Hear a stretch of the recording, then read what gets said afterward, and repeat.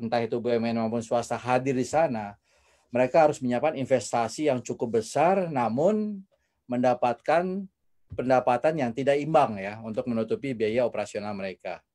Nah, disinilah pada saat itu pemerintah melakukan deregulasi ya tahun 2006, menetapkan adanya dana PNBP USO ya, dana pendapatan negara bukan pajak yang dinamakan Universal Service Obligation.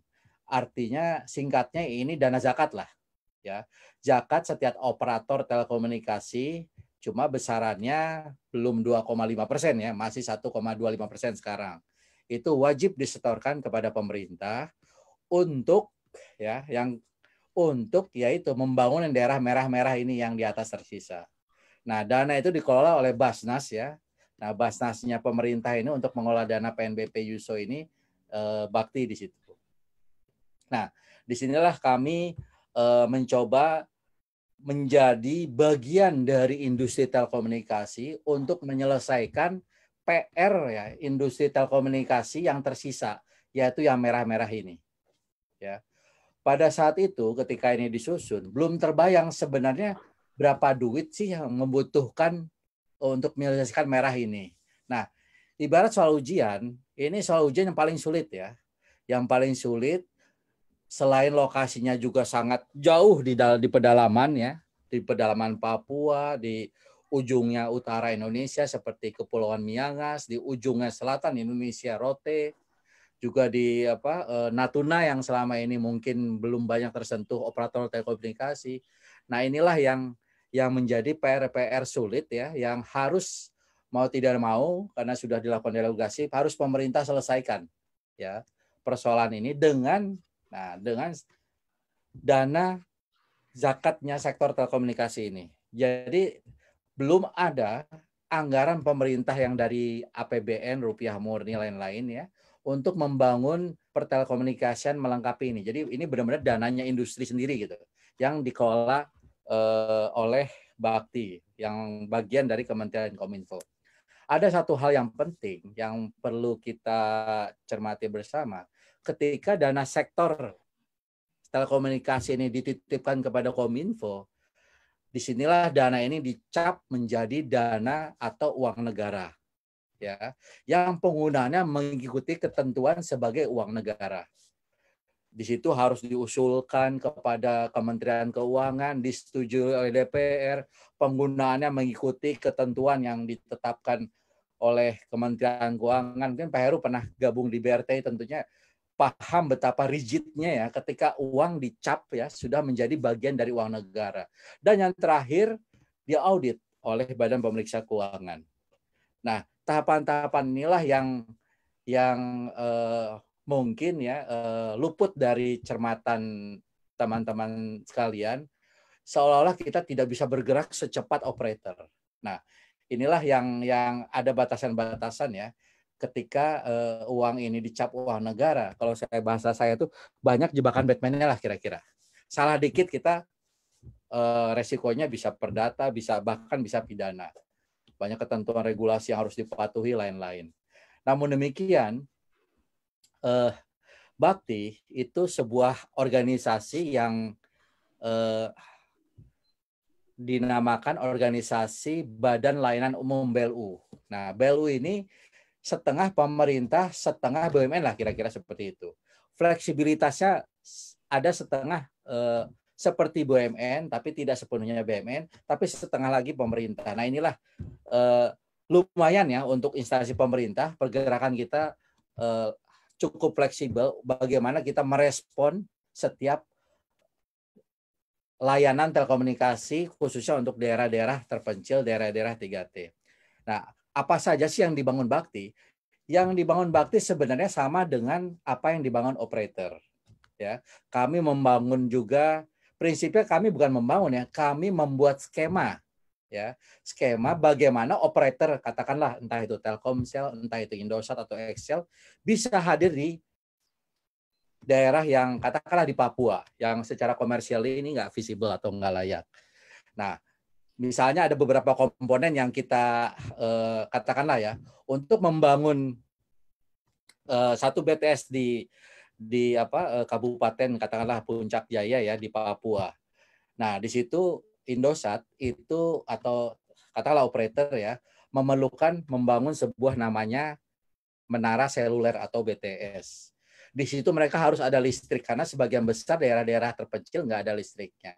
Lalu mereka memerlukan transmisi. Nah, ini saya ingin gambarkan.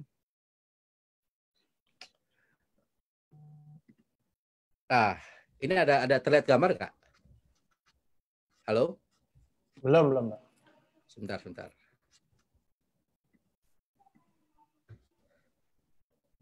Ini mana gambarnya zoom-nya? Oke. Sebentar. Nah, ini ada gambar ya? Ya. Nah, ini sangat teknis ya, tapi saya ingin gambarkan sebenarnya dalam membangun jaringan ini ada klasifikasi atau klaster-klaster lah. Nah, ada 3 klaster yang namanya backbone, national backbone core ya. Ada yang namanya middle mile atau backhaul, ada juga yang namanya last mile. Nah, persoalan telekomunikasi sekarang itu national backbone core ini sudah selesai. Ini kalau di barat jalan konvensional, ini jalan nasionalnya sudah selesai. Jalan yang menghubungkan bahkan jalan provinsi setiap ibu kota maupun kabupaten sudah terhubung. Jadi ada 514 kota dan kabupaten seluruh Indonesia sudah terhubung dengan yang namanya National Backbone Core. Persoalan ini selesai.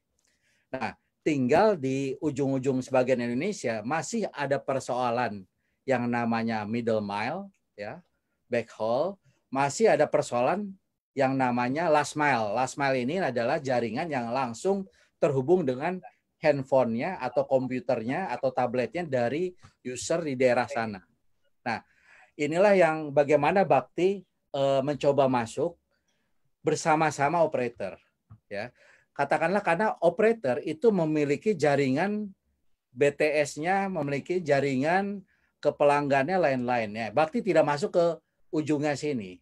Jadi, oke, misalnya ada operator seluler, katakanlah Telkomsel masuk. Tapi mereka tidak bisa membiayai fiber atau microwave untuk terhubung ke katakanlah kabupatennya. Di sini Bakti masuk, oke, kita bantu tengahnya saja di sini. Atau oke, kita bantu jaringan middle mile-nya, kita bantu di listriknya di lokasi ini, lalu kita bantu juga menaranya. Nah, kombinasi-kombinasi inilah yang kita lakukan bersama-sama operator, ya, agar yang namanya masyarakat di ujung bisa merasakan sinyal seperti kita-kita yang ada di Jawa, yang ada di Jakarta. Mereka tahunya terima sinyal Telkomsel, sinyal Excel, sinyal Indosat. Mereka masyarakat mungkin tidak paham di tengahnya ini ada sebagian insentif pemerintah yang diberikan melalui Bakti agar operator itu bisa sampai ke ujungnya. Nah, bahkan lokasi yang paling terujung, katakanlah misalnya di pegunungan, di atas pegunungan di Puncak Jaya, itu tidak mungkin dihubungkan melalui fiber atau microwave, sehingga harus melalui satelit. Biaya dari satelit, mungkin teman-teman yang biasa atau live ya, seperti SNG televisi, paham betapa mahalnya biaya untuk menggunakan kapasitas di satelit. Nah, ini pemerintah membantu insentif menyiapkan ini kepada operator agar mereka juga bisa hadir. Nah, kombinasi-kombinasi inilah yang kami lakukan sehingga masyarakat ya juga bisa menikmati. Nah, ini saya contoh apa-apa saja yang sudah dibangun oleh Bakti ya.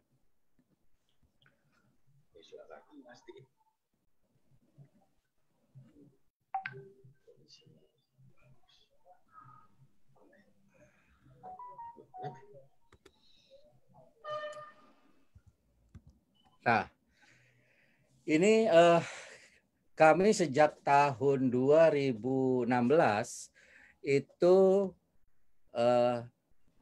kalau saya melihat ini bukan sudah ya, baru membangun 1.600 lokasi. Ini kalau dihitung jumlah, ini nggak ada apa-apanya dibanding jumlah operator langsung yang membangun di Pulau Jawa atau di perkotaan, di Sumatera, di Kalimantan, dan lain. Nah, kami membangun 1.600 benar-benar di lokasi yang yang untuk mencapai ke sananya tuh mungkin dari ibu kota kabupatennya bisa jadi butuh 3 jam, 4 jam sendiri. Jalan aspalnya belum ada. Bahkan di beberapa di pedalaman Kalimantan butuh 12 jam dengan perahu. Di Papua ada yang butuh sampai 8 jam dengan jalan yang belum jalan aspal. Nah, hal-hal inilah yang kami tetap berkomitmen bagaimana menjadi bagian ya dari industri ini agar bisa melengkapi sinyal sampai pelosok-pelosok. Namun demikian, bukan cuma BTS sinyal yang kami bangun juga, kami melengkapi beberapa lokasi, ya katakanlah itu sekolah, kantor desa, ya, puskesmas, dengan yang namanya Wi-Fi, akses internet dari satelit. Nah, ini kami sudah melakukan lebih dari 7.600 lokasi dari 2016 untuk bagaimana sekolah-sekolah ya, bagaimana kantor desa juga bisa bagian dari society, digital society, masyarakat digital yang bisa menggunakan internet. Nah, ini contoh layanan yang langsung berinteraksi dengan masyarakat. Kami juga baru saja akhir 2019 lalu menyelesaikan jaringan backbone ya yang tadi saya cerita bagian dari backbone nasional tersebut yang namanya Palaparing ya. Nah mungkin masyarakat. Kami juga baru saja akhir 2019 lalu menyelesaikan jaringan backbone ya yang tadi saya cerita bagian dari backbone nasional tersebut yang namanya Palaparing ya. Nah mungkin masyarakat. Kami juga baru saja akhir 2019 lalu menyelesaikan ini jaringan Palaparing ya yang bagian jadi satu kesatuan dari jaringan seluruh operator yang sudah dibangun. Jumlah operator yang membangun ini luar biasa ya. Kalau kita hitung itu hampir mencapai 300.000 kilometer. Itu kalau dibandingkan dengan keliling bumi 40.000, lebih dari 7 keliling bumi jumlah jaringan optik yang dimiliki operator. Namun demikian, operator ini sebagaimana layaknya perseroan terbatas atau badan usaha masih konsentrasi kepada wilayah-wilayah yang secara bisnis visible. Nah, kami membangun yang warna biru-biru tebal ini sampai ke Natuna, sampai ke Miangas, utara Indonesia, sampai ke paling selatan Indonesia. Bahkan menyelesaikan konektivitas semua kabupaten yang ada di pedalaman Papua. Nah, ini sebuah PR berat yang alhamdulillah bisa selesai. Harapannya bahwa masih ada PR ya di industri ini, yaitu tadi yang Palaparing ini bagian dari backbone. Suaranya double jadinya. Bagian dari backbone ya. Suara ini bagian dari backbone yang industri ini masih punya PR middle mile-nya dan last mile-nya yang tentunya menjadi PR bersama nih. Banyak yang protes kenapa sih nggak pemerintah aja selesaikan? Ya kalau pemerintah saat ini berarti posisinya adalah Bakti. Bakti mengelola 1,25 ya simpel aja, uangnya nggak cukup untuk menyelesaikan PR middle mile dan last mile untuk mencapai seluruh desa yang ada di Indonesia. Kemarin itu saya ada webinar dengan Pak Wamendes ya. Kata beliau, Pak Wamendes, masih ada 13.500 desa yang belum ada internetnya. Saya bilang, Pak, ini dana industri yang dititipkan kepada Bakti, dana Yusoyo udah nggak cukup, Pak. Kami butuh pembiayaan lebih nih. Bagaimana mungkin nanti ya kita bersama bisa bicara kepada Ibu Menteri Keuangan agar negara pun bisa chip in untuk menyelesaikan persoalan konektivitas ini. Kira-kira inilah Pak Kesit ya, gambaran Bakti, bagaimana Bakti menjadi bagian dari industri ini ya bersama-sama operator menyelesaikan persoalan jaringan atau konektivitas digital ini. Terima kasih Pak. Pak Kesit.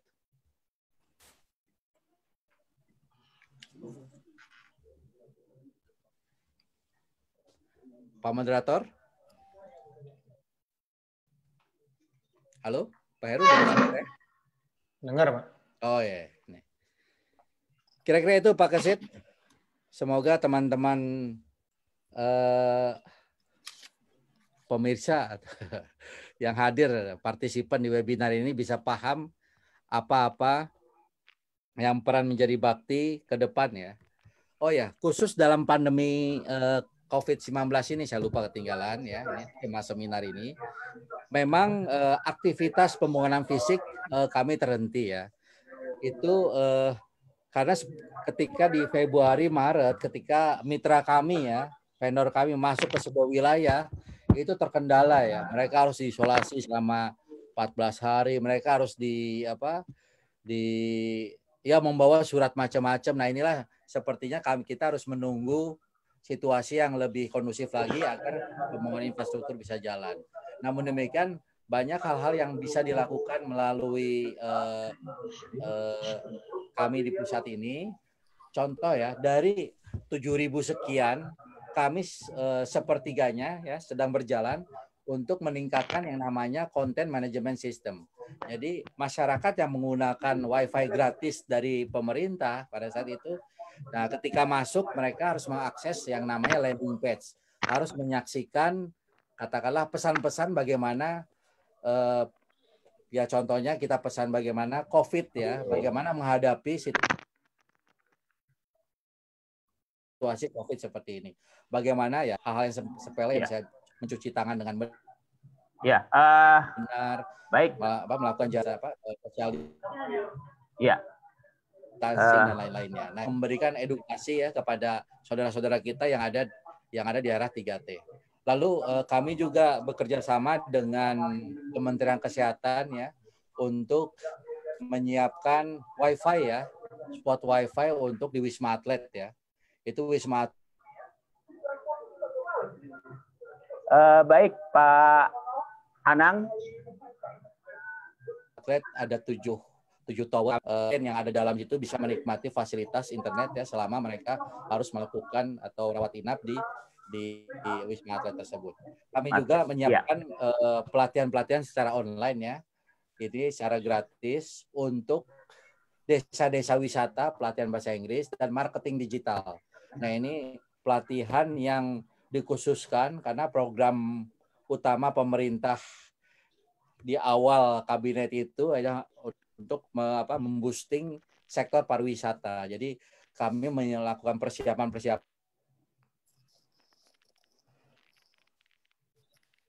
khususnya desa-desa wisata yang super, ada 10 daerah wisata ini.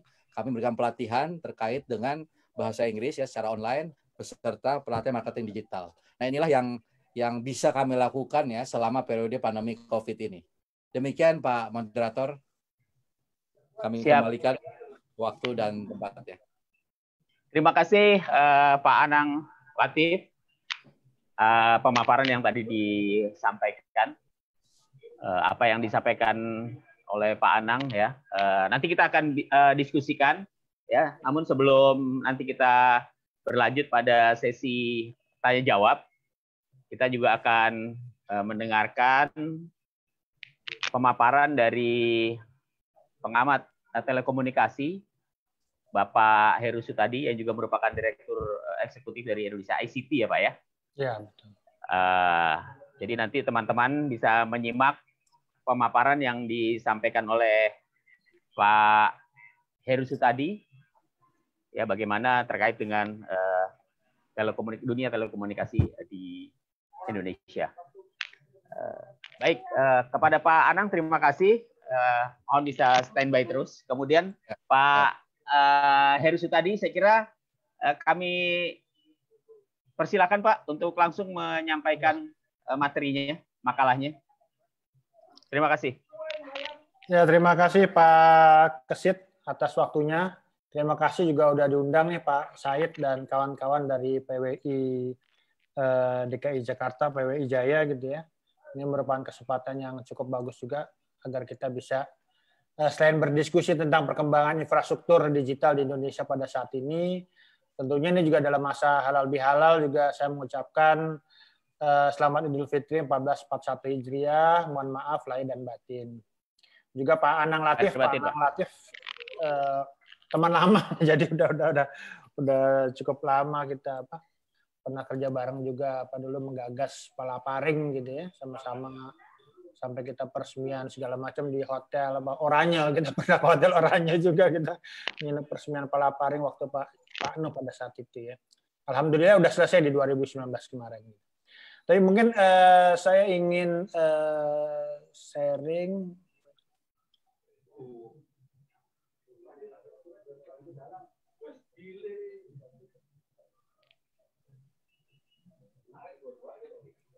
jadi kalau kita lihat bagaimana kebutuhan infrastruktur digital di tengah pandemi COVID-19 ini, mungkin kita bicara dulu tentang sebenarnya perkembangan ICT Indonesia di awal 2020 atau sebelum rame-rame tentang corona gitu ya. Jadi kita memiliki populasi 272 juta. Yang menariknya ini kita memiliki koneksi, orang memiliki ponsel gitu ya. Walaupun populasi 272 juta, kita ada 338 juta yang punya ponsel gitu. Sehingga mungkin ada satu orang memiliki dua gitu, atau mungkin juga 3 gitu ya. Ini angka yang cukup tinggi saya pikir.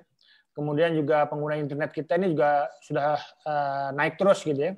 Jadi kalau catatan Hootsuite ini di 2020 ini 175 juta, mungkin realitanya mungkin di atas itu, mungkin bisa sampai 185 juta gitu. Jadi artinya bahwa sekarang ini udah 64% penduduk Indonesia menggunakan akses internet gitu ya. Dan akses internet ini ya mungkin bisa melalui kabel optik yang ada di rumah atau kabel tembaga, tapi juga banyak yang menggunakan mobile phone atau ponsel gitu ya.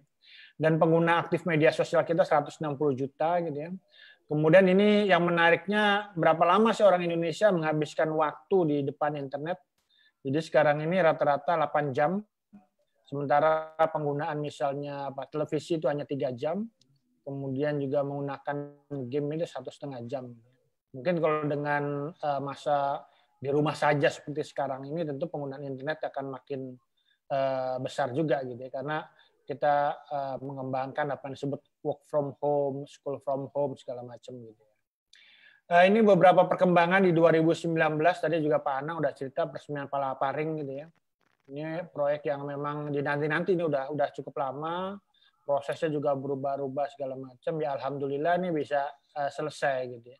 Karena memang betapapun kita berharap banyak dari penyelesaian jalur broadband berbasis serat optik nasional gitu. Dulu kan namanya O2 ring segala macam gitu. Jadi sekarang sampai kemudian Palaparing dulu konsepnya konsorsium dari 8 operator, 5 operator, 3 operator gitu ya. Saya ingat sampai waktu itu malam-malam dengan Pak Menteri itu memaksa operator besar itu untuk membangun gitu Palaparing ya. Karena memang konsorsium yang tadinya 8 operator itu nggak jalan, sampai 3 operator juga nggak jalan juga. Hanya mungkin Telkom membangun beberapa segmen ICS dari Palaparing.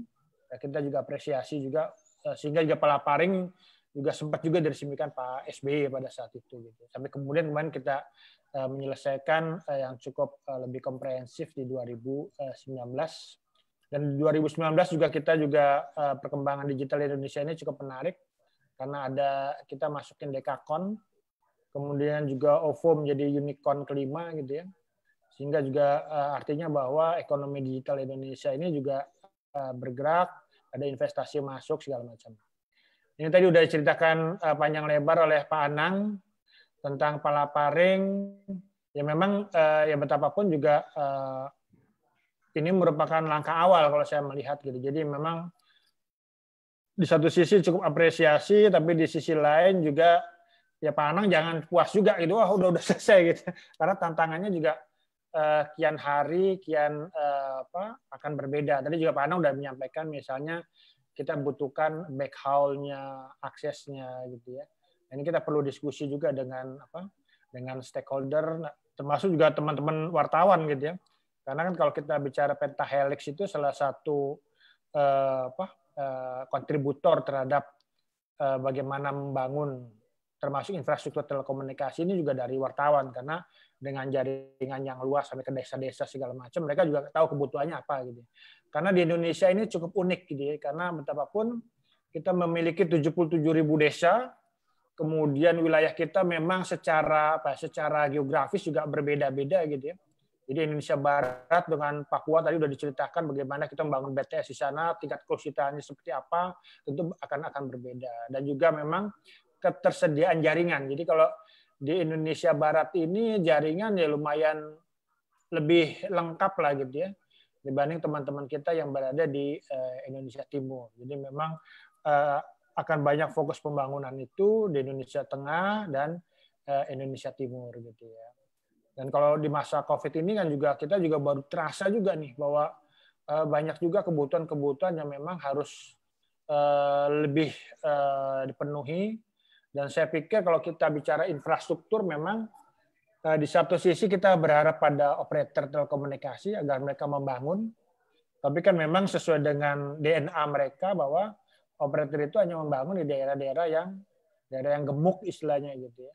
Jadi daerah-daerah yang kering, daerah-daerah yang tulang nih nggak mau gitu loh. Jadi tugas Pandang dan kawan-kawan nih yang memang untuk membangun di daerah-daerah yang ya secara bisnis itu tidak menarik lah, tidak menguntungkan bahkan gitu ya. Dan kalau kita lihat memang kita memasuki revolusi industri 4.0, kita bicara tentang Internet of Things, augmented reality, kemudian robotika segala macam, big data gitu ya. Yang tentunya juga kita membutuhkan nanti akses internet juga makin kecepatannya juga makin tinggi, ketersediaannya juga harus makin sampai ke desa-desa, karena misalnya Internet of Things kita bicara penggunaan internet untuk misalnya untuk farming, untuk pertanian, kemudian juga untuk perkebunan, untuk perikanan segala macam itu bisa kita manfaatkan. Artinya bahwa kebutuhan ke depan juga akan makin besar akan akses internet atau kadang-kadang kita sebut dengan akses data gitu ya. Nah, memang kendala di 2020 ini ya cukup juga membuat kita semua shock juga gitu ya. Jadi memang The Economist nih juga pernah mencatat bahwa market in age of anxiety. Jadi memang kita tahun ini tahun kecemasan gitu. Kita nggak tahu berapa lama COVID-19 ini akan selesai, walaupun memang konsep new normal ini sekarang sudah mulai digulirkan. Ya karena betapapun juga konsep new normal ini di banyak negara juga dikedepankan agar memang ekonomi di sebuah negara itu tidak kemudian mandek gitu ya. Nah, cuman kalau kita lihat nanti mungkin bisa kita lihat nanti di slide berikutnya adalah bagaimana posisi kita di new normal. Nah, ini yang kalau perkembangan bisnis di 2020, Internet of Things akan terus tumbuh. Kemudian juga dengan perkembangan di rumah saja ini kita akan banyak work from home, school from home. Walaupun nanti new normal kita belum tahu work from home-nya apakah akan hilang atau mungkin masih 50-50. Karena betapapun juga tiap orang nanti harus memiliki jarak dengan kawan lainnya itu mungkin 1,5 sampai 2 meter gitu. Kantor yang tadinya mungkin 50 orang bisa jadi hanya 25 atau 30. Sehingga atau mungkin jadi selang-seling. Apalagi katanya yang di atas 45 juga tidak disarankan untuk ngantor gitu ya. Kita nggak tahu ini berapa lama ini akan seperti. Tapi kalau kita lihat memang ini juga menjadi, kemarin juga Pak Menteri Kominfo menyatakan bahwa ini juga menjadi faktor pendorong hadirnya masyarakat digital di Indonesia. Kalau dulu kan kita, repot lah kalau misalnya webinar seperti ini kan jarang dulu gitu. Kalau sekarang kan hampir tiap minggu, tiap hari orang bisa melihat webinar gitu ya dengan mungkin Pak Anang di mana, Pak Said di mana, Pak Kesit di mana, saya di mana. Jadi kita bisa berkumpul di Zoom. Ini perkembangan yang cukup menarik. Gitu. Kemudian juga masalah sekarang juga dengan contactless era ini, zamannya orang tidak berkontak ini juga penggunaan misalnya pembayaran online juga mungkin makin menarik karena pembayaran cash orang agak ngeri karena mungkin mengandung corona, harus disinfektan segala macam gitu. Intinya bahwa pemanfaatan digitalisasi ini akan makin besar gitu ya. Kemudian kalau kita lihat bagaimana strateginya, tentu kalau strategi dari normal ke new normal ini kan kita dipisahkan oleh atau diintervensi dengan apa yang kita sebut dengan pandemi COVID-19 gitu ya. Tentu memang perlu tetap jaga protokol kesehatan. Kemudian terkait dengan infrastruktur ini, karena kita sekarang ini perlu inovasi dan adopsi teknologi digital dalam aktivitas dan layanan. Jadi kalau kita lihat teman-teman musisi kita sekarang misalnya menyelenggarakan musik secara online gitu ya. Jadi beberapa musisi bergabung menyelenggarakan virtual gitu, virtual konser lah, atau mungkin macam-macam yang menggunakan layanan online. Ini memang akan menjadi hal yang biasa. Tapi di sisi lain tentunya juga ini juga merupakan tantangan bahwa infrastruktur digital kita ini harus lebih diperkuat gitu ya. Jadi kalau misalnya ya sekarang ini memang ada tempat-tempat yang secara infrastruktur cukup bagus gitu ya. Tapi bisa dibayangkan bagaimana saudara-saudara kita yang mungkin tidak harus Indonesia bagian timur gitu ya, tapi mungkin di Indonesia bagian barat, kan kalau kita itu kan terjadi digital divide, kesenjangan digital ya, antara yang kota dengan yang desa, antara Indonesia Barat dengan Indonesia Timur. Nah, yang antara kota dengan desanya pun juga menjadi problem. Bagaimana kalau misalnya murid diharuskan school from home gitu ya. Ini saya aja hari ini aja harus gantian gitu ya. Jadi anak saya tadi ada yang ujian yang kelas 2 SMA, ujian pagi jam 9, kemudian ada lagi adiknya ujian lagi, kemudian saya menggunakan internet. Bayangkan juga kalau ini dilakukan satu waktu, tentu juga kecepatan internet kita yang dibutuhkan juga makin besar gitu ya.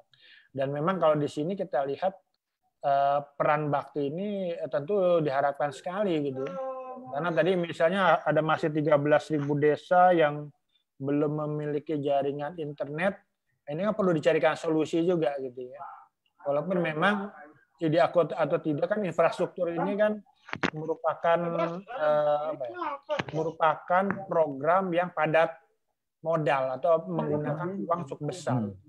Misalnya bangun Palaparing itu triliunan. Kemudian juga menghadirkan internet di desa-desa yang belum mendapatkan akses juga tentunya besar. Mungkin perlu dicari cara juga nih. Karena betapapun juga sebenarnya kayak Kementerian Kesehatan juga mereka memiliki dana juga gitu ya, untuk pembangunan akses jaringan menghubungkan puskesmas gitu ya. Kementerian Pendidikan dan Kebudayaan juga mereka juga dananya juga cukup besar juga. Atau mungkin juga Kementerian Desa, ini bagaimana disinergikan teman-teman di Bakti mensinergikan Kementerian Desa, Kementerian Dikbud, Kementerian Pak Heru, maaf mungkin slide-nya bisa dikeluarkan karena tidak hanya muncul halaman depannya aja. Ini nggak keluar ya? Belum, hanya halaman covernya aja. Ini tertulis sih sharing ini gitu. Coba nanti saya ini coba.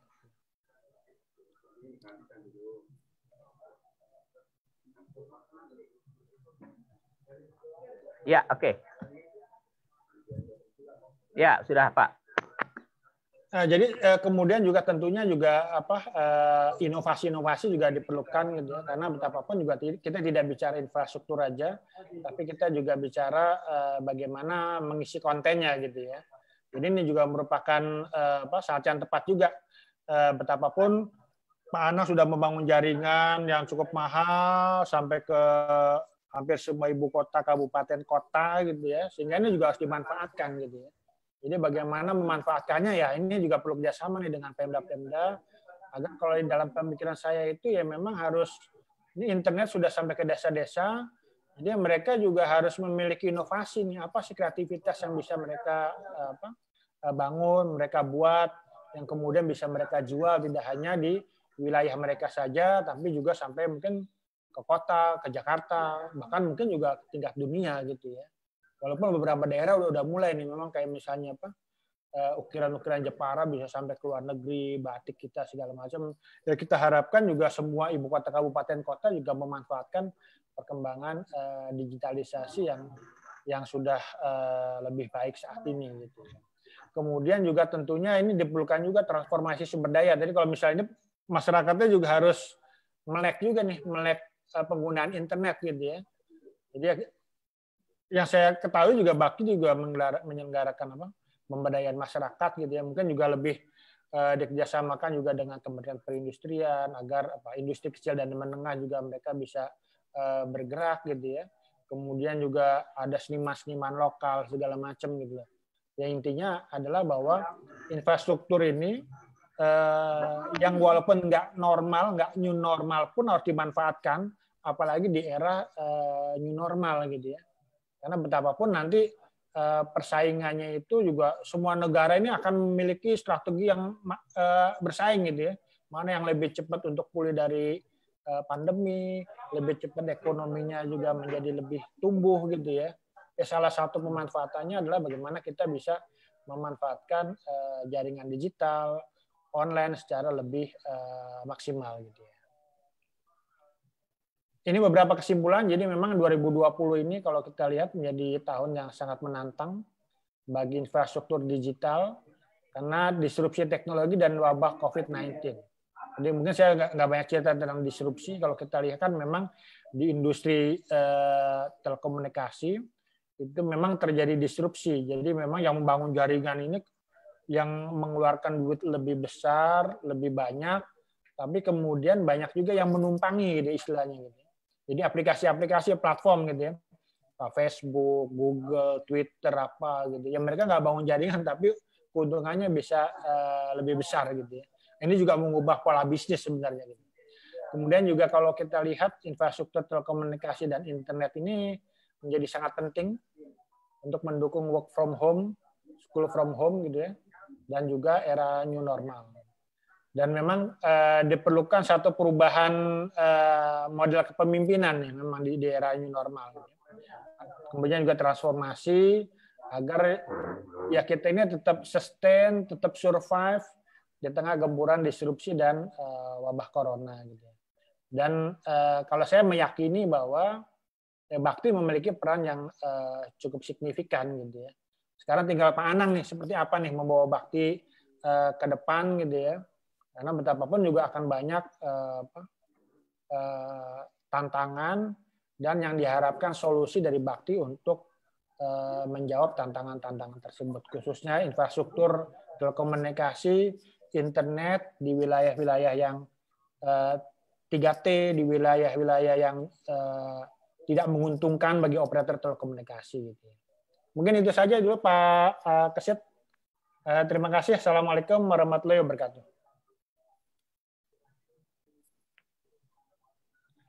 Waalaikumsalam warahmatullahi wabarakatuh. Terima kasih Pak Heru Sutadi atas pemaparan yang baru saja disampaikan. Ya, mudah-mudahan teman-teman masih terus menyimak sehingga apa yang disampaikan oleh Pak Heru Sutadi tadi dapat dicerna dengan baik. Ya. Nanti terkait dengan pertanyaan-pertanyaan yang akan disampaikan bisa ditanyakan langsung kepada Pak Heru Sutadi. Ya. Pertanyaan nanti bisa disampaikan lewat chat ya, lewat chat silakan disampaikan. Ya, kalau misalnya dari media silakan disebutkan juga medianya. Perlu kami sampaikan juga ya bahwa webinar kita pada siang hari ini itu disiarkan juga secara live di Facebook PWI DKI Jakarta ya. Jadi kita juga teruskan di Facebook atau akun Facebook dari PWI DKI Jakarta. Baik, Pak Heru, terima kasih atas pemaparan yang sudah disampaikan masing-masing tadi dan kepada teman-teman. Ya ini ada yang menarik ya. Jadi kalau pertanyaannya nanti menarik dan bagus, ini ada door prize, ada voucher. Ya, jadi ada buat 3 ya voucher supaya objektif yang menentukan siapa yang berhak dari voucher itu nanti Pak Anang dan Pak Heru. Biar fair gitu. Oh, pertanyaannya yang ini bagus gitu. Baik, teman-teman sekalian, kita sudah mulai masuk untuk sesi tanya jawab ya. Silakan yang ingin bertanya apakah kepada Pak Anang Latif sebagai Direktur Bakti Kominfo atau kepada Pak Heru Sutadi, kami persilakan. Ya, tapi jujur saja memang terkait dengan apa yang disampaikan oleh Pak Anang tadi ya, soal Bakti Kominfo. Saya sendiri juga baru tahu nih Pak, Bakti Kominfo itu, dan ternyata sangat luar biasa ya, karena di era teknologi yang semakin maju pada saat ini, saya melihat bahwa wah, ini peran dari Bakti Kominfo betul-betul sangat penting ya. Jadi kalau selama ini mungkin yang kita tahu ya hanya Kominfo, ya udah Kominfo aja gitu, tidak mengenal itu apa yang namanya ternyata di sana ada yang namanya lembaga Bakti ya, yang bernama Bakti. Jadi ini satu pengetahuan yang baru juga buat saya sebagai pribadi dan juga teman-teman yang lainnya. Tapi kalau buat teman-teman yang biasa liputan di Kementerian Informatika, saya pikir sudah tidak asing lagi ya. Tapi buat saya yang biasa liputan di olahraga, ini menjadi sesuatu yang baru ya. Juga buat teman-teman lain yang mungkin liputannya ada yang di wilayah, di ibu kota, ada yang biasa liputan di kepolisian atau di Hankam. Baik, ada yang mau tanya Pak Mercy, Charles Loho. Mau tanya kepada Pak Anang, silakan Pak Charles, Mercy Charles Loho. Sebentar, mungkin mau disampaikan langsung ya ke Pak. Ada juga pertanyaan sambil nunggu Pak Mercy. Ini dari Pak Heranov di Sumatera Barat, Pak. Pak Anang, ada satu kabupaten kepulauan di Sumatera Barat yang baru diketahui bahwa jaringan internetnya sangat minim. Ini menyulitkan siswa dalam belajar karena mereka tinggal di pulau. Nah, ini dari Pak Heranov nih Pak. Ini Ketua PWI Sumatera Barat. Silakan Pak Anang, mungkin bisa dijawab.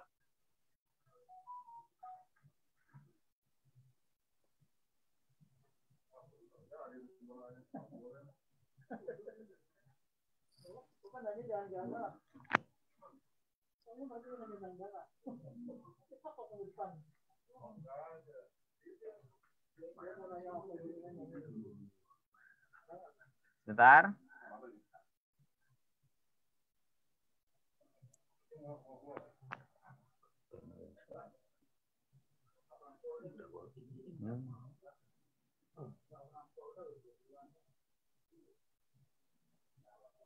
Oke, sorry, maaf tadi ke mute. Jadi hostnya harus membantu kami. Silakan Pak. Oke, makasih Pak Kesit ya. Ada satu desa di kepulauan ya di Sumatera Barat. Di Sumatera Barat. Sebenarnya dari Pak Heranov ya, sebenarnya lokasi-lokasi inilah yang menjadi target pembangunan kami, Pak. Jadi Bapak sampaikan saja ya. Itu biasanya yang menyampaikan kami itu biasanya kepala dinasnya. Karena mereka paling paham situasi daerahnya. Nanti kami biasanya ada 2 solusi yang kami coba dalam jangka waktu menengah ya, katakanlah 6 bulan sampai setahun. Biasanya mereka menginginkan sinyal 4G, Pak. Jadi karena 4G ini kompleksitas membangunnya itu lumayan nih, Pak ya. Karena kita harus menyertakan operator, ada butuh lahan ya, harus membangun tower lain-lain. Nah, itu kira-kira 6 sampai 1 tahun lah proses untuk penyediaan sinyalnya. Nah, tapi ada jangka waktu pendeknya kita menyiapkan akses internet ya. Akses internet ini kira-kira 1-2 bulan kita bisa hadir menyiapkan. Biasanya kalau itu sekolah kita pasang di sekolah, kalau itu kantor desa.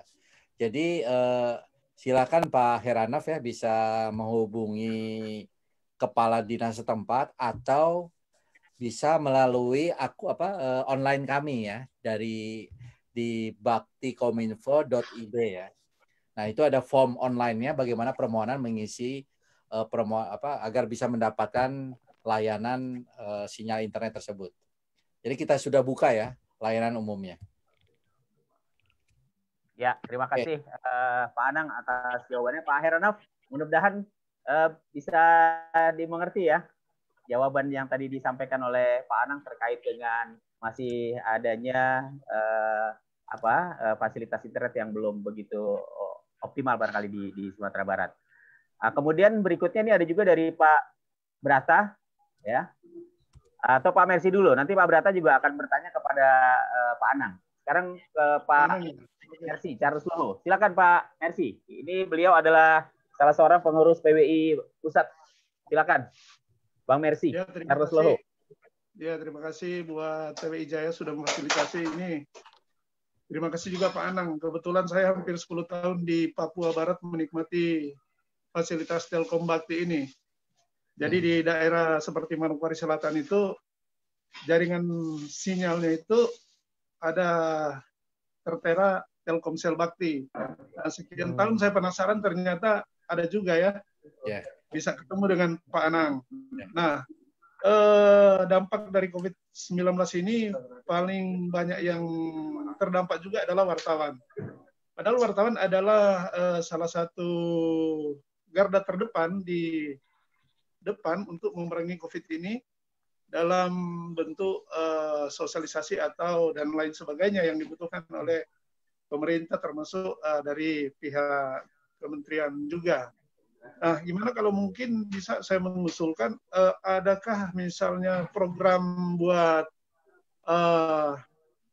wartawan atau PWI bersama dengan Bakti untuk misalnya fasilitas internet gratis ini kan dari sekian ribu titik ini mungkin satu untuk jurnalis karena banyak terdampak pemilik-pemilik media maupun wartawan yang sekarang nggak bisa online karena tidak ada kuota, tidak ada anggaran, bahkan banyak yang gulung tikar. Mungkin itu pertanyaan sekaligus usul saya, kira-kira ada tidak untuk kerjasama, misalnya dicoba dulu antara Bakti dengan PWI Jaya.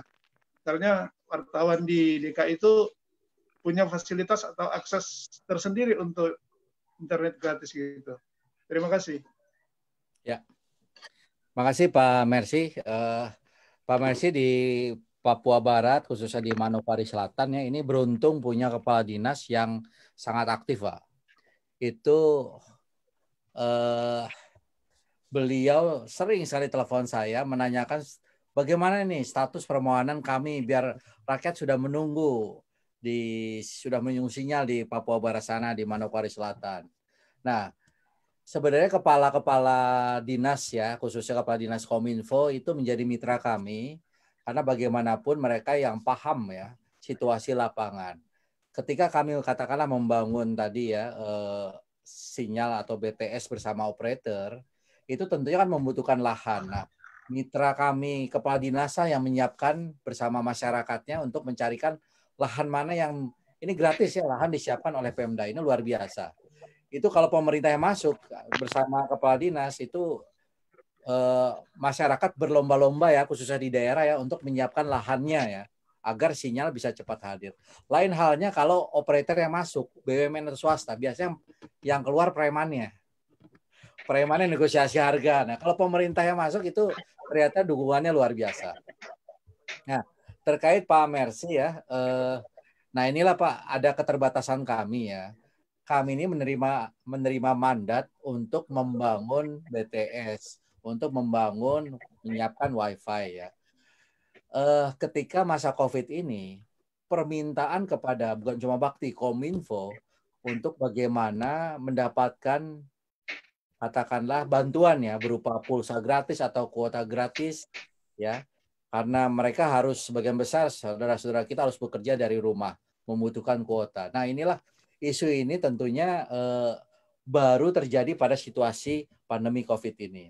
Operator sudah banyak memberikan diskon-diskon, program-program gratis. Tapi ketika permintaan pada pemerintah, nah inilah ketika uang ini menjadi uang pemerintah, prosedurnya harus kita jalani cukup panjang, Pak. Ini Pak Menteri sudah menyuarakan usulan ini karena usulan kuota ini bukan melulu di orang-orang di daerah 3T saja, tapi banyak mitra-mitra kita yang membutuhkan atau masyarakat yang membutuhkan juga tidak berlokasi di daerah terpencil. Nah, ini usulan ini sudah dibawakan kepada Menteri Keuangan, bagaimana negara bisa memberikan kira-kira ya subsidi kepada ini. Ini lagi terus terang isu ini lagi hangat dibicarakan di internal kami pemerintah, Pak.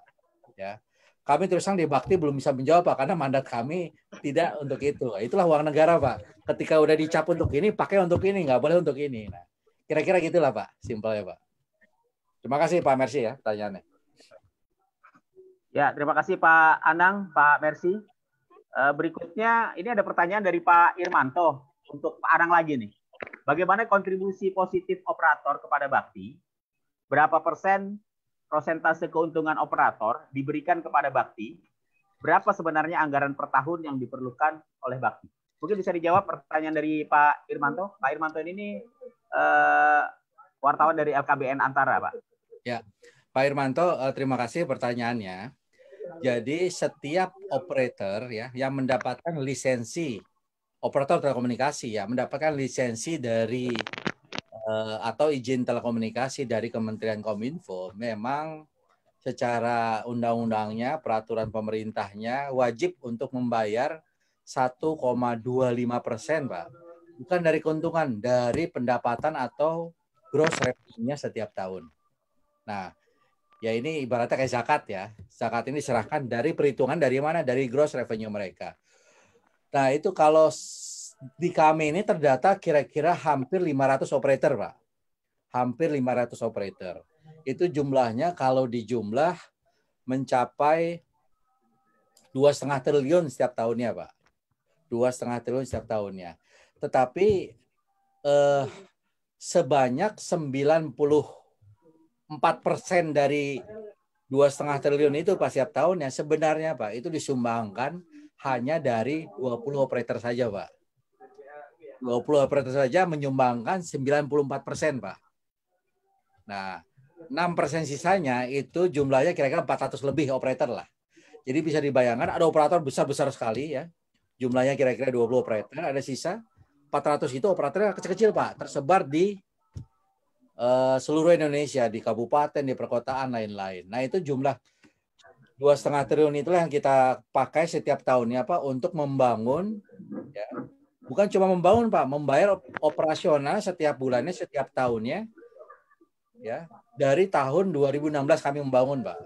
Kira-kira seperti itu, Pak. Dan ke depan kami menggunakan dana itu, Pak. Itu kenapa persoalan kami adalah ketika pada titik sekarang, Pak, terus terang titik penggunaan bahwa uang USO ini sudah hampir 100%, Pak. Itu kenapa kami mulai melambat, Pak, pembangunan itu. Ya, mulai melambat karena ketersediaan ini. Masalah pendanaan ini. Ada usulan untuk menaikkan ini, Pak, tapi tentunya situasinya tidak wise, Pak, karena sekarang serba kejadian ini rasanya sudah dibicarakan, rasanya tidak mungkin. Nah, inilah Pak Menteri terus terang sedang mengupayakan ya. Tadi seperti saya cerita bahwa uang negara pun bisa hadir di sini, Pak. Ketika uang negara ini bisa dihadir di sini, Pak, persoalannya ternyata nggak mudah, Pak. Kepada Bu Menteri Keuangan, pertanyaan simpelnya, ini kita berebut nih sama sektor pendidikan, ini kita berebut sama sektor kesehatan nih. Kira-kira seperti itu. Kira-kira apakah prioritas telekomunikasi bisa mengalahkan mereka? Nah, itu, Pak. Itu butuh sebuah upaya ya, masalah prioritas ini untuk meyakinkan khususnya kepada Bapak Presiden dan Bu Menteri Keuangan. Terima kasih.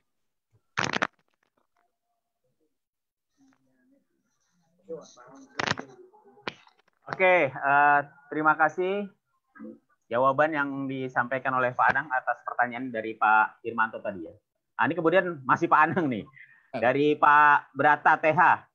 Tadi ya. Berapa anggaran bakti per tahun sudah dijelaskan ya. Siapa pemilik atau pengguna fasilitas yang di-endorse, dibiayai oleh bakti? Apakah fasilitas tersebut 100% dikuasai operasinya oleh bangsa Indonesia? Nah, ini pertanyaan dari Pak Brata TH kepada Pak Anang. Ya. Silakan Pak Anang. Intinya Pak Brata ya, bahwa penerima manfaat ya dari layanan bakti ini adalah masyarakat atau saudara-saudara kita yang memang saat ini belum bisa menerima layanan secara komersial dari operator seluler. Ya, jadi lebih banyak tadi lihat di pada peta-petanya, kalau toh ada di Jawa itu di lokasi yang memang katakanlah selatan Garut atau selatan Jawa Barat, di Gunung Kidul, di Pulau Madura ya, yang memang operator tidak banyak hadir di situ. Nah, inilah penerima manfaatnya. Terus apakah fasilitas tersebut 100% dikuasai operasinya oleh bangsa Indonesia? Kalau dari sisi pengoperasiannya tentunya mitra kami ya, itu mitra-mitra penyedia, entah itu penyedia infrastruktur lain-lainnya, tentunya harus menyediakan infrastrukturnya di Indonesia, ya. Tentunya, nah masalah kepemilikan di belakangnya itu milik asing atau tidak, nah inilah terus terang ini kami melihat sebagai Badan Hukum Indonesia, tentunya mereka tetap memiliki kesempatan untuk berpartisipasi setiap program yang diselenggarakan pemerintah. Kira-kira begitulah.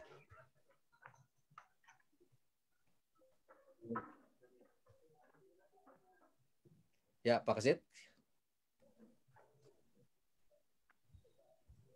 Halo? Ya. Ya. Halo, ya. Baik, terima kasih Pak Anang. Ya. Pak Anang, ini juga ada pertanyaan begini. Bakti ya, untuk Bakti. Kementerian Kominfo menargetkan sebanyak 5.300 desa yang tersebar di seluruh Indonesia akan mendapatkan akses internet 4G di akhir 2020 ini. Bagaimana Pak realisasinya atau tanggapan dari? Halo, ini ke Pak Heru ini ya, ke Pak Heru. Maaf. Nanti mungkin Pak Heru bisa menambahkan juga setelah jawaban dari Pak Anang. Pak Anang dulu, nanti setelah itu baru Pak Heru juga memberikan tanggapan. Silakan Pak Anang. Ya, ini memang target itu sempat kita canangkan ya ketika masih dulu menterinya Pak Rudiantara. Ya, memang Pak Rudiantara sudah menginisiasi proses ya untuk mencapai target 5.300. Nah, ketika pergantian kabinet, tentunya ada hal-hal yang terus terang kami harus adjust ulang ya. Kami harus adjust ulang karena pada saat bersamaan Presiden pun menyiapkan prioritas terhadap pembangunan daerah wisata. Nah, hal inilah yang kami harus lakukan adjustment sehingga target-target itu bergeser nanti di tahun 2021. Nah, sayangnya juga ketika target sudah dicanangkan 2020 ini untuk menyiapkan daerah wisata, masuklah situasi pandemi COVID ini. Sehingga segala sesuatunya pun secara keseluruhan, bahkan agenda RPJMN kita harus dilakukan penyesuaian dari target ya, akibat adanya pandemi COVID ini. Demikian Pak Kesit ya jawaban kami. Silakan mungkin Pak Heru. Ya, pertanyaan tadi dari Ibu Umi ya. Ibu Umi ini majalah pemimpin redaksi dari majalah Sudut Pandang. Pak Heru mungkin ada tanggapan terkait dengan pertanyaan yang sama dari Ibu Umi. Silakan Pak Heru. Ya, terima kasih Pak. Jadi kalau kita lihat memang penyediaan infrastruktur itu kalau yang utama itu kan operator telekomunikasi gitu ya. Jadi kalau operator telekomunikasi swasta ini mereka berminat untuk membangun, ya silakan mereka membangun gitu ya.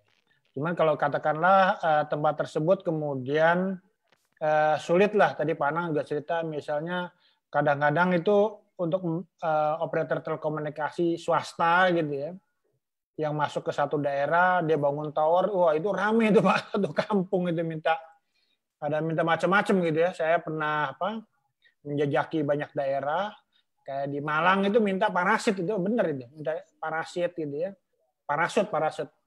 Kemudian ada di daerah Kebumen mereka minta misalnya, kita minta 3 RT ini disediakan deposito berapa ratus juta, di mana bunganya itu tiap bulan bergilir untuk warga gitu ya. Ada juga yang minta motor, itu macam-macam gitu. Nah ini kan juga perlu cari win-win solution gitu, artinya bahwa di satu sisi masyarakat kan butuh internet yang memang cepat gitu ya. Apalagi teknologinya cepat berkembang, ada 3G, 4G, sebentar lagi kita 5G gitu ya. Sehingga betapapun juga memang keberadaan akses telekomunikasi, termasuk juga dengan keberadaan tower misalnya gitu ya. Ini kan harus menjadi dipermudah gitu ya. Tapi kadang-kadang kalau dipersulit ya itu tadi memang harus ada titik tengah nih. Mungkin untuk wilayah-wilayah yang mungkin kemudian tidak bisa operator langsung masuk, Bakti itu bisa masuk gitu. Jadi mungkin Bakti menyediakan towernya, kemudian menyediakan backbone transmisinya gitu ya. Kemudian operator nanti tinggal pasang aksesnya aja, itu menjadi lebih mudah gitu. Ya, karena betapapun juga di tingkat konsumen itu memang kompetisi juga harus tetap dikedepankan juga gitu ya. Jadi konsumen itu bebas memilih, nanti milih Telkomsel, apa Indosat, apa Excel. Karena nanti kan konsumen akan memilih layanan yang berkualitas, layanan yang mungkin juga kecepatannya juga sesuai dengan kebutuhan, kemudian juga ketersediaan jaringan segala macam, termasuk juga harga gitu ya. Karena kalau misalnya tidak ada kompetisi juga biasanya konsumen yang akan dirugikan karena akan terjadi kecenderungan untuk memanfaatkan posisi dominan agar orang ketika operator jual berapapun masyarakat harus mau beli gitu ya. Dan ini kalau misalnya daerah tersebut memang benar-benar nggak ada yang mau masuk ya mungkin Bakti bisa memberikan full service di daerah tersebut gitu ya. Dan kalau saya melihat memang sekarang ini kebutuhan akses yang cepat ini dari 3G sekarang arahnya kan udah 4G gitu ya. Dan mungkin dalam beberapa 1-2 tahun lagi kita udah harus bersiap-siap ke eranya 5G gitu ya. Di mana kita bisa lebih cepat akses internet, kemudian juga bisa mendukung Internet of Things segala macam. Demikian Pak. Baik, terima kasih Pak.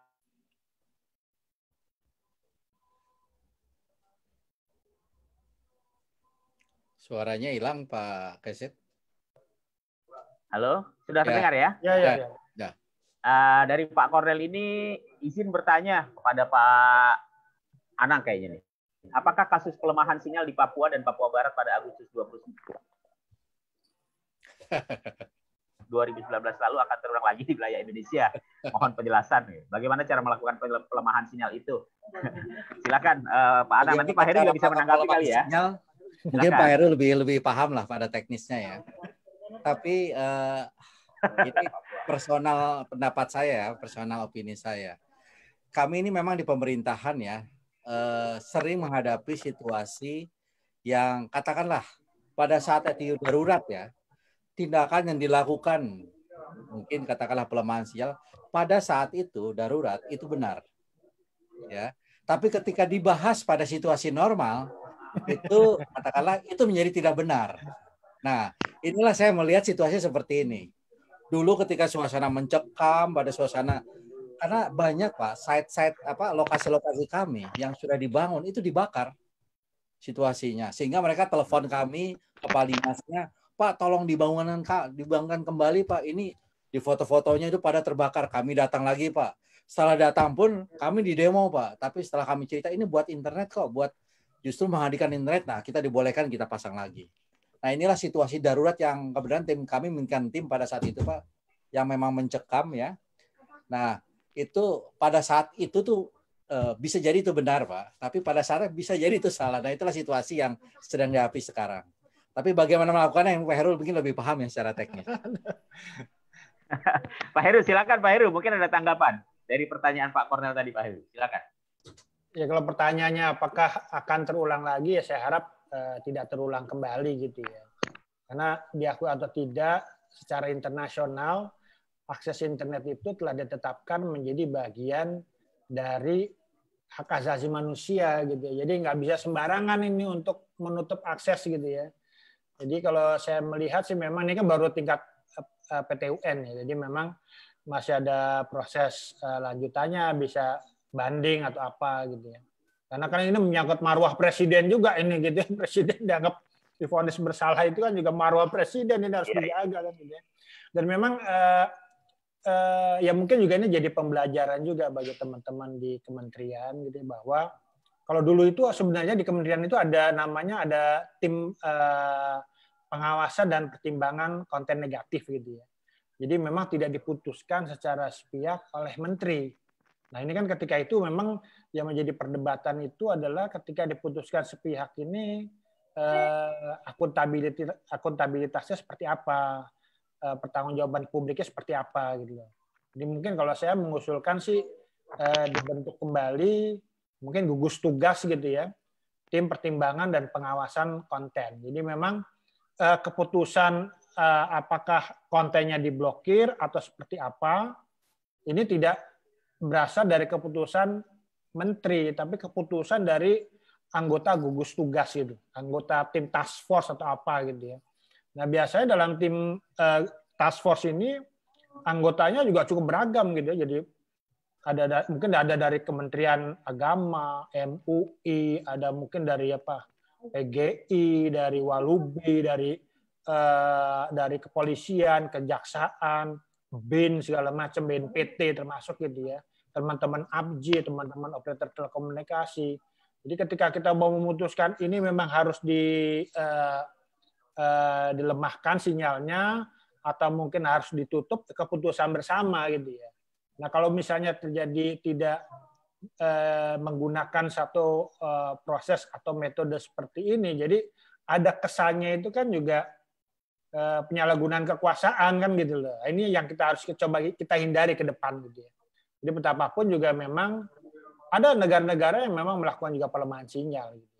Tapi biasanya itu dilakukan, kita lihat dulu nih apa sih yang menjadi problem. Problemnya misalnya konten hoax gitu ya.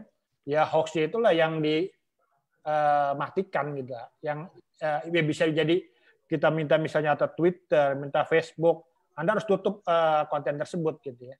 Atau mungkin usernya sementara dinonaktifkan, jadi bisa terjadi gitu ya. Kalaupun misalnya terjadi pemblokiran ya merupakan langkah terakhir dan tetap juga harus mendapatkan masukan yang komprehensif dari tidak hanya kalangan pemerintah tapi juga masyarakat, karena di dalamnya juga harusnya juga ada ahli hukum, ahli teknis segala macam. Ya, boleh tambahkan ya. Jadi betul ya apa yang disampaikan Pak Heru ya di internal kami Kominfo ya, bahwa kemampuan untuk memblokir alat itu memang Kominfo memiliki. Namun untuk mengeksekusi itu pertimbangannya banyak sekali Pak. Kalau itu menyangkut agama kita banyak berdiskusi dengan MUI dan Kementerian Agama. Kalau itu menyangkut pidana banyak pertimbangan polisi. Jadi Kominfo ini ibaratnya hanya tukang pencet aja Pak. Ya, tapi semua decision-nya selalu didiskusikan dengan berbagai sektor. Apalagi era kebebasan informasi yang merupakan hak asasi manusia itu Pak. Itu luar biasa, kami sangat berhati-hati Pak untuk memutuskan apakah itu blokir, apakah itu pelemahan sinyal lain-lainnya. Kominfo nggak sendiri Pak. Nah, memang tangan pencetnya ibaratnya Kominfonya lah ya. Tapi pertimbangan keputusan itu selalu melibatkan banyak sektor Pak. Cukup jelas ya tadi pertanyaan jawaban dari Pak Anang maupun dari Pak Heru. Nah, ini juga ada pertanyaan Pak dari Agus Sunarto dan juga mewakili beberapa pertanyaan lainnya. Ada Ical juga, Raja News. Ini terkait dengan pembangunan infrastruktur ketika di tempat wisata di daerah Sumatera Barat lagi nih Pak. Infrastruktur listrik, jalan raya bagus, tapi sinyal telekomunikasi tidak bagus, alias blank spot ya. Kemudian juga dari Ical nih Pak, tidak hanya di Kepulauan Sumbar saja katanya, ditinjau dari segi penggunaan fasilitas internet yang dirasakan ternyata warga Kepulauan Seribu diketahui bahwa jaringan internet di sana pun mengalami hal yang sama. Nah ini gimana nih Pak? Silakan Pak Heru. Pak Anang, silakan Pak Anang. Setelah itu Pak Heru nanti. Ya, jadi setelah kami pelajari ya bisnis dari operator, bahwa operator fokus membangun kepada untuk menjangkau coverage dari populasi, jangkauan dari populasi. Ya, kalau yang dimaksud di situ ada kampung atau di situ ada kota, ada manusianya, itulah target bisnisnya operator. Tapi kadang-kadang ada jalan yang menghubungi, katakanlah antara dua kota, dua desa, di mana di situ distribusi penduduknya nggak banyak ya. Jangan bayangkan bahwa Jakarta Bandung di situ pun lalu lalang mobil begitu sering ya. Tapi itu bisa terjadi di Sumatera atau di pulau-pulau lainnya yang jumlah lalu lalang kendaraan pun nggak jumlah banyak. Nah biasanya operator kalau itu bukan jalan provinsi atau jalan utama tentunya mengkategorikan itu sebagai wilayah yang secara komersial nggak visible, sehingga mereka blank spot bukan jadi jadi tujuan utamanya. Jadi basisnya populasi di mana populasi itu tinggal atau diam, ya. Nah, pertanyaan di situ saya lihat ada berapa persen sih populasi yang sudah dijangkau. Jadi gini, kemarin semalam saya pun webinar ya dengan Asosiasi Telepon Seluler Indonesia (ATSI). Mereka klaim bahwa 95% populasi ya sudah dijangkau ya. 90% populasi Indonesia. Artinya 5% itu masih menyisakan 13 juta manusia lah yang belum dapat sinyal ya. Termasuk bayi-bayinya. Kira-kira dihitung gitu. Nah, sebenarnya inilah PR-nya Bakti ya, PR-nya Kominfo, bagaimana sisa 5%-nya. Kita jumlahnya nggak banyak 5% ya, tapi 5%-nya itu bukan 5% yang terkumpul dalam satu teritori, tapi 5% terpencar-pencar gitu. Sehingga biaya untuk menyiapkan daerah yang terpencar-pencarnya pun jadi luar biasa besarnya. Nah, inilah yang PR besar kami, kenapa kami selalu menggandeng kementerian lain ya. Karena hampir rata-rata sekarang kementerian di kabinet itu memiliki program yang berbasis elektronik ya. Bantuan tunai sudah berubah menjadi bantuan non tunai. Beras raskin sudah berubah jadi bantuan pangan non tunai. Penyaluran kredit sudah beralih ke menjadi cashless. Nah, hampir semua Kementerian Kesehatan sudah mendeklar siap dengan layanan telehealth ya, kesehatan jarak jauh. Nah, termasuk pendidikan. Nah, inilah akhirnya kami selalu menjadi support ya kementerian lainnya agar proses transformasi digital di semua sektor ini bisa terjadi. Demikian Pak Kesit. Baik, terima kasih Pak Anang. Pak Heru, mungkin bisa ditanggapi. Ya, jadi memang kalau kita lihat di ada wilayah-wilayah yang sebenarnya internetnya ada gitu, tapi mungkin kecepatannya juga tidak cukup karena ada banyak kendala sebenarnya gitu. Termasuk juga mungkin frekuensinya kurang atau teknologinya mungkin dari 3G belum di-upgrade ke 4G, sementara penggunanya banyak gitu ya. Itu menjadi kendala juga gitu ya. Dan memang ini menarik juga kalau di pertanyaannya di Kepulauan Seribu, saya pernah juga ke Kepulauan Seribu gitu ya. Jadi di wilayah Pulau Pramuka itu juga cukup bagus gitu ya. Bahkan pernah saya dapat informasi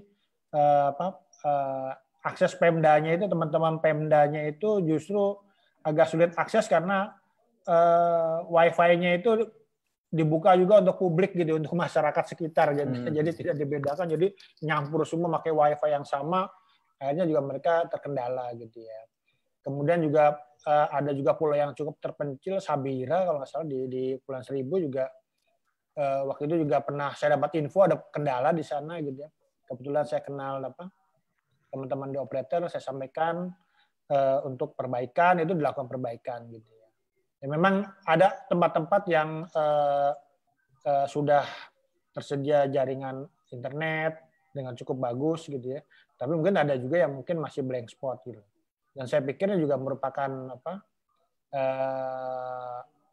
kesempatan juga bagi masyarakat jika memang ada wilayah-wilayah yang masih blank spot, belum mendapatkan jaringan, apalagi dekat dengan Jakarta gitu ya. Tadi disampaikan Pak Anang itu bisa juga disampaikan ke Kadiskominfo-nya gitu ya. Jadi kalau misalnya nanti itu disampaikan, operator mau ngebangun atau enggak nih, kalau enggak nanti mungkin bisa di take over oleh Bakti Kominfo gitu. Dan saya pikir ya memang juga ada wilayah-wilayah yang memang, apalagi kan kita kepulauan ya, kepulauan itu kan kalau kita bicara misalnya pulau di Pulau Seribu gitu ya, kita kan misalnya bicara bangun BTS itu kan tidak hanya bicara naruh tower, taruh perangkat gitu ya, tapi kan kita juga harus bicara listriknya juga gitu. Karena kayak di satu pulau itu listriknya juga nggak 24 jam gitu ya. Jadi listrik itu mulai mungkin jam 17 sampai jam 5 pagi gitu ya, dan itu satu RW gitu kan, ini juga kendala juga gitu. Kemudian juga dari BTS ke MEC-nya juga ini perlu ada perhitungan lagi gitu. Karena nggak mungkin dinarik kabel optik, biasanya lewat satelit gitu ya. Yang biasanya biayanya juga menjadi lebih mahal. Demikian Pak. Baik, terima kasih Pak Heru atas tanggapannya. Jadi sebenarnya masih ada beberapa pertanyaan lagi, tapi intinya sebenarnya sama dengan pertanyaan-pertanyaan yang sebelumnya disampaikan oleh penanya-penanya sebelumnya terkait dengan infrastruktur, kemudian juga soal lemahnya sinyal misalnya begitu ya. Tadi sebenarnya sudah terjawab, dan pertanyaan-pertanyaan lainnya terkait dengan ini juga sudah terjawab ya, terkait dengan anggaran seperti itu. Teman-teman sekalian, saya kira pertanyaan tadi sekaligus menjadi pertanyaan terakhir ya, yang tadi ditanggapi oleh Pak Heru juga dan juga sudah dijawab oleh Pak Anang. Tapi seperti yang saya janjikan tadi, ada 3 voucher yang akan diberikan kepada 3 penanya terbaik gitu ya. Saya minta Pak Anang 2, Pak Heru 1. Siapa nih Pak Anang tadi? Nanti vouchernya biar kita serahkan ya. Jadi saya 1 aja Pak. dari... 1 Pak Heru, Pak Anang 1, 1 Pak Kesit ya. Oke, iya siap. Dari Pak Anang dulu deh, Pak Anang. Biar teman-teman yang lain dengar ini. Jadi ada voucher 200.000. Voucher belanja ya. Jadi ada 3. Pak Anang 1, Pak Heru 1 untuk penanya terbaik. Silakan Pak Anang. Ya betul. Saya ingat namanya, mudah diingat ya, Pak Mersis ya. Pak Mersi Charles Loho ya, dari Papua Barat. Yang sekarang sudah hijrah ke Jakarta, Pak. Ya. Oh, di Jakarta. Salam dari Jakarta. Siap. Ya, terima kasih Pak Anang. Terima kasih dan selamat juga buat Mercy. Pak Anang, Pak Heru maksud saya. 1 penanya terbaik. Pak Kornel deh, Pak Kornel deh. Oh, Pak Kornel. Ya. Oke, Pak Kornel dari Fakta Pers ya. Kemudian, oke, terima kasih Pak Kornel. Selamat. 1 lagi berarti dari panitia ya. Dari Ketua PWI Provinsi DKI Jakarta, Pak Said Iskandar Syah. Mungkin bisa memberikan 1 pemenang. Pak Said, masih monitor? Pak Said.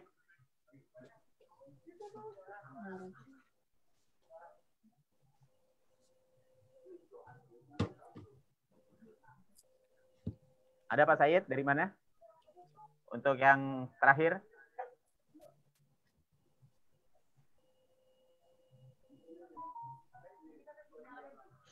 Oh, sebentar. Silakan Pak Said.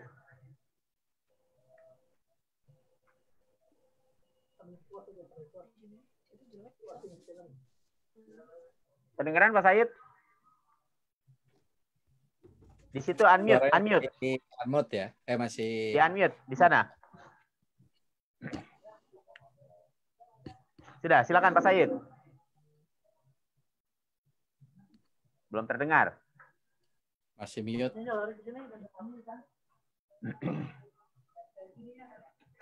Sebentar.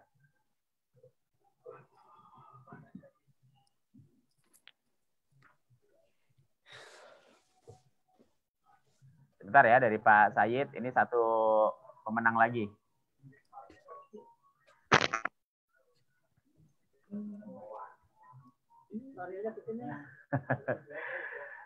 Halo, oke, Pak Said. Nah udah nih.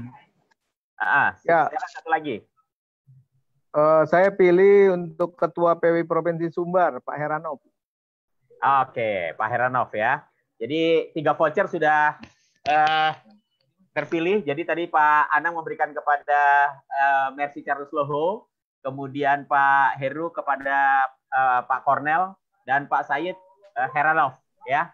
Oke, terima kasih. Selamat buat teman-teman yang mendapatkan voucher belanja sebesar Rp200.000. Nanti silakan berkomunikasi dengan panitia, dalam hal ini PWI Provinsi DKI Jakarta. Baik, para peserta webinar pada sore hari ini kepada 2 narasumber kita, Bapak Anang selaku Direktur Bakti, kemudian juga Pak Heru Sutadi selaku pengamat telekomunikasi dan juga Direktur Eksekutif ICT Institute. Terima kasih atas waktu yang sudah diberikan. Terima kasih atas apa yang sudah disampaikan. Semoga ini menjadi satu pengetahuan yang baru buat kami-kami yang sebelumnya sedikit buta mengenai apa itu peran-peran yang sebenarnya dijalankan oleh Kementerian Kominfo ya, dengan Bakti atau Badan Aksesibilitas dan Informasi yang ada di Kementerian Kominfo. Terima kasih Pak Anang Latif. Mudah-mudahan kita bisa berjumpa lagi di lain kesempatan dalam diskusi webinar seperti ini. Terima kasih Pak Heru Sutadi atas waktu yang sudah diberikan kepada kami. Jangan bosan Pak, ya. Mudah-mudahan kita bisa kembali dalam lain kesempatan. Terima kasih juga kepada seluruh peserta webinar pada sore hari ini. Mudah-mudahan kita bisa jumpa lagi dalam kegiatan-kegiatan lainnya yang diselenggarakan oleh Forum PWI Jaya. Terima kasih juga kepada Pak Said Iskandar Syah, Ketua PWI Provinsi DKI Jakarta dan seluruh pengurus serta panitia. Selamat sore, kami panitia mohon maaf apabila dalam penyelenggaraan webinar kali ini terdapat kekurangan ya, atau ada kata-kata yang mungkin kurang berkenan. Sekali lagi mohon maaf, masih dalam suasana Idul Fitri 1441 Hijriah. Mohon maaf lahir dan batin. Terima kasih, selamat sore, selamat sampai bertemu kembali. Salam. Terima kasih Pak Anang, Pak Heru, terima kasih. Ya, salam sehat semua. Pak Heru. Salam sehat, salam sehat. Mudah-mudahan kita bertemu lagi pada webinar selanjutnya, Pak Anang, Pak Heru. Amin. Ya, siap. Baiklah.